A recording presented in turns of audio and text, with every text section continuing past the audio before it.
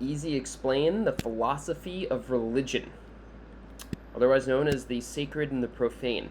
So most of this framework and structure, definitions, concept terms, everything we're going to be going over here is essentially based on the work The Sacred and the Profane by Mircea Eliade from 1987.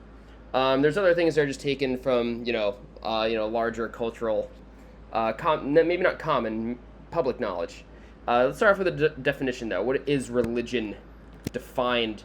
So we have a Latin root word here, religio. Essentially means to bind or to connect. That is what the root of religion means.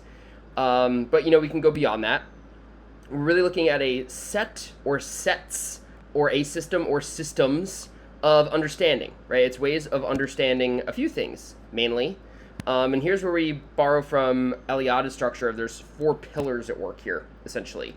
So the 4 pillars of religion, these sets, systems, what are we being binded and connected to? The first is the divine. The second is the cosmos. The third is the self. And the fourth is the others, right? Anything that's not of the self, my individual being. Beyond those 4 pillars, that structure, that setup, most religions also have some sort of 2-dimensional system in play. Just some kind of contrast between individual religious practice versus some kind of social religious practice. So, in this case, we're looking at what is individual religion. That's like your personal, subjective, individual belief and or your faith. And anything that counts as private worship. So if you go alone to meditate, if you're praying alone, etc., those kinds of very individualized practices. As compared to the social aspects of religion, and this is largely our ceremonies, our religious ceremonies, and our religious rites. Usually rites have a social aspect, some kind of social celebration and recognition, observance to them. So here we see rites of passage. A very common cultural one in America, at least, is turning 21, right? That is a rites of passage that changes your status in society among your circles. And there's also rituals. And rituals are usually recreating some sort of event that really shaped the stage for your religion and your systems of beliefs. So let's take a little bit of a deeper dive into the 4 pillars of religion. Just give you some examples, some clarifying definitions of what these 4 pillars are. So pillar 1, the divine, right? So this is anytime you have a deity, any kind of higher power at work. I have some examples here from Hinduism. It's a religion that works in this case. We have Brahma, Shiva, Krishna, Vishnu. Then we can also look at the Western religions, right?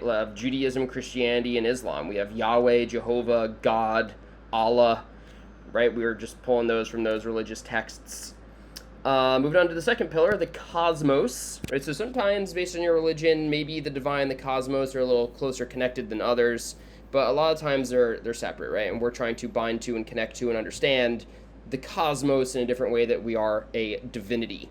So the cosmos just meaning the universe, right? Sometimes in some religions, the universe is what the divine is attributed to creating. Some religions, it's just nature, right? It's observable, it's here, it's on Earth. And from there, we also have Terra Mater, right? Mother Earth. It's the Latin for Mother Earth. Give you a sense of that pillar. Moving on to the third pillar, trying to better understand ourselves. What is the self? So if you go back to the Greek term of psyche for this, right? That's like the mind, the soul, the spirit, the self, right? A lot of those terms, at least in our popular modern culture, those are used pretty interchangeably. Again, looking at the Hindu tradition, we see this idea of Atman, which essentially is this little piece of Brahman, right? It's a piece of the divinity that's within you. So, before you were born and after you die, your piece, your Atman, returns to the source of where it came from. Think of like an oversoul or some sort of collective soul or spirit.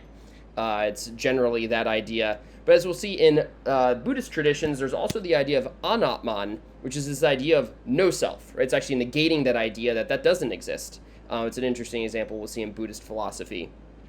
And finally, the fourth pillar is when we look outside of ourselves, we see the others. So just coming to a better understanding of other people. So here we usually see some sort of community with religion. There's usually some sort of culture or society, or at least religion has a place in culture and society, and it's probably affecting your public life to at least some degree. So these are all the 4 pillars of religion. Again, this is mostly the major religions. We could see this being applied to Native American traditions, maybe the 3 major religions from Eastern traditions of Hinduism, Buddhism, and Taoism, and we could also apply this to the three major religious traditions from Western culture, so that would be Judaism, Christianity, and Islam. But we can mix and match these and probably apply these to other religions as well. This is just meant to be an overview, a structure for understanding the philosophy of religion, and I hope this helps.